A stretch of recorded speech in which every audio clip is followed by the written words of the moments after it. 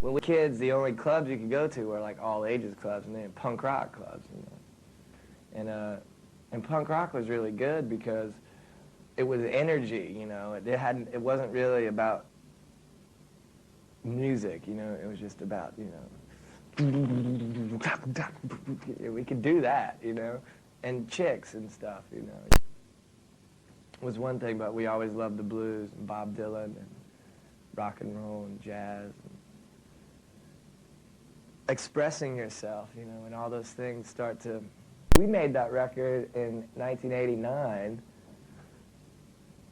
just because we thought that would be the only record you get to make, you know, and it was very rock and roll, you know, Rolling Stones, you know, which was cool because we were a local band, you know, and we never thought it would be big.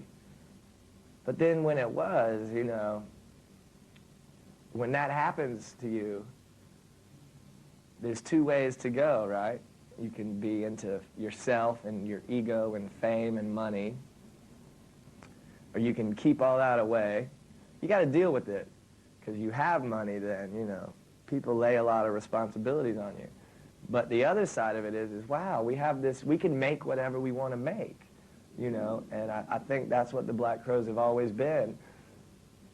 We've done what we want to do. That's why people had a problem with us. Changes, you know, and we just experiment with them, and we talk about them and sing about them, you know.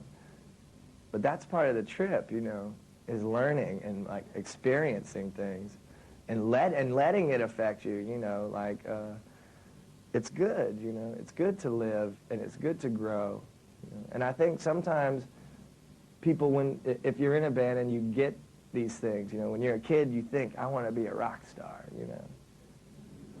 Now that may be varying levels of that. I never wanted to be David Lee Roth, you know. I thought that was bullshit, you know, like, you know, or Def Leppard or something. I never wanted to be that kind of rock star.